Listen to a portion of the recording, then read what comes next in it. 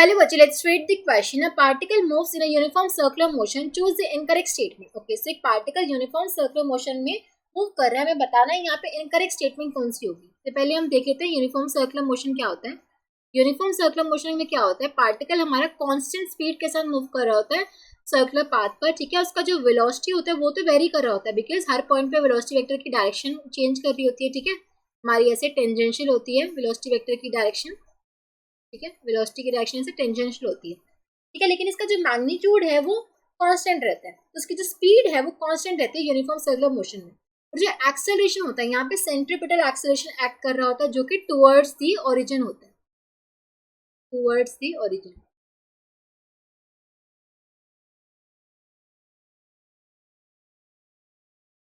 ठीक है, तो सेंट्रीपिटल एक्सेलरेशन होता है टुवर्ड्स दी ओरिजिन एक्ट कर रहा होता है. ठीक है, तो यहाँ पे स्पीड हमारी कांस्टेंट है,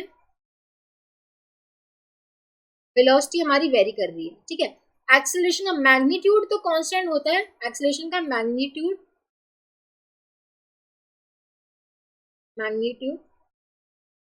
कांस्टेंट होता है, बट उसकी जो डायरेक्शन है वेरी कर रही होती है.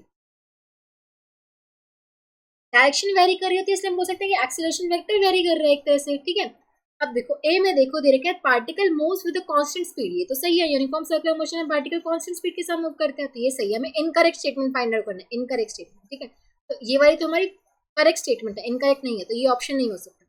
बी में देखा acceleration is always normal to the velocity. ये भी सही है. देखो वेलोसिटी टेंजेंशियल है, एक्सेलरेशन टुवर्ड्स द ओरिजिन है, ये हमेशा हर पॉइंट पे एक दूसरे के नॉर्मल होंगे, एक दूसरे के परपेंडिकुलर होंगे. ठीक है, तो ये भी सही है, इनकरेक्ट नहीं है ये.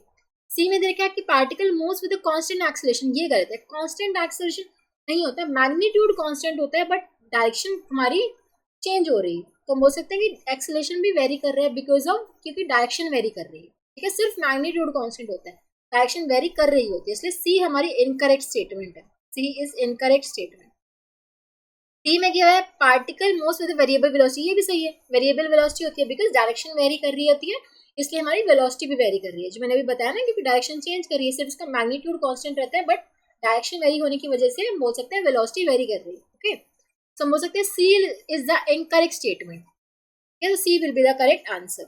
आई होप आप सबको समझ आया होगा. Thank you so much.